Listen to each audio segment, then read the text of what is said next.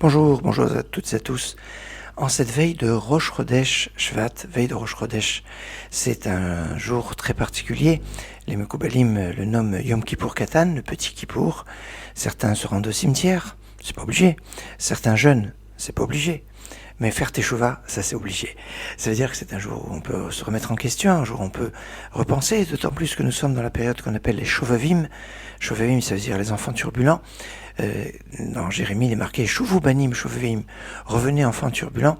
C'est un appel à la teshuva dans cette période où on lit Shovavim.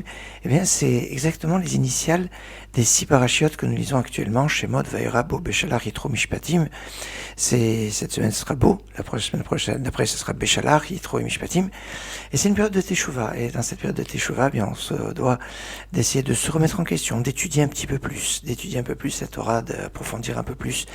Et puis, aujourd'hui, c'est un jour très particulier, surtout pour nous, car nous avons eu le mérite de l'interviewer sur cette antenne. Oui, je vous cite souvent des noms de tzadikim, des grands maîtres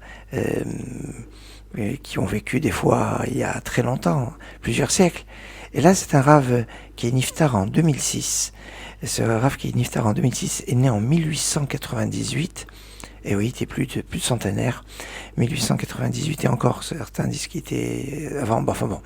Et le Rav en question, c'est Rav Yitzhak Kadori. Rav Yitzhak Kadori qui est donc né à Bagdad en 1898 et qui monte en Israël et qui après vécu en Israël et qui était Zekanam Kubalim, le doyen des kabbalistes, qu'on a eu le mérite d'accueillir sur notre micro plusieurs fois, et qu'on a pu interviewer, interview si on peut appeler ça, on a pu avoir la bénédiction du Rav. On lui a posé des questions, il nous a répondu. C'était un moment mémorable de la radio. L'invitation du Rav Yitzhak Kadori, dont c'est aujourd'hui la Hiloula, le jour anniversaire de la disparition, que son mérite nous accompagne, vous bénisse. Excellente journée, Shavua Tov. Et Chodesh Tov Mevorach pour ce soir.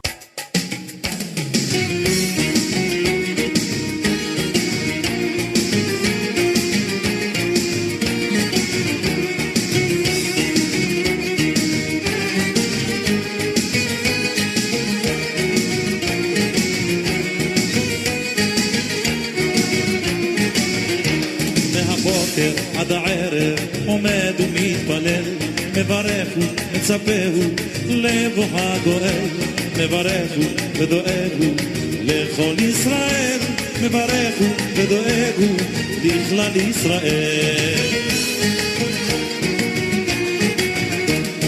הוא הצדיק רבי יצחק כדורי, הוא המקובל רבי יצחק כדורי, הוא הענב רבי יצחק כדורי, הוא הקדוש רבי יצחק כדורי, הוא כתר לראשנו תמיד תמיד בליבנו, הוא כתר לראשנו זכותו תמיד יגן עלינו.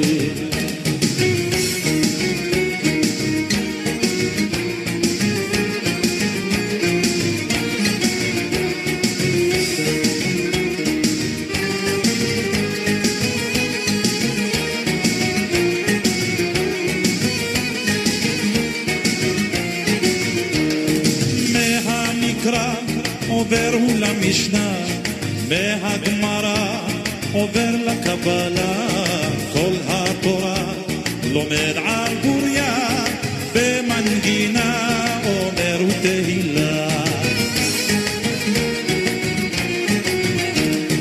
הוא הצדיק רבי יצחק כדורי, הוא המקובל רבי יצחק כדורי, הוא הענב רבי יצחק כדורי, הוא הקדוש רבי יצחק כדורי, והוא כתר לראשנו תמיד תמיד בליבנו, הוא כתר לראשנו זכותו תמיד יגן עלינו.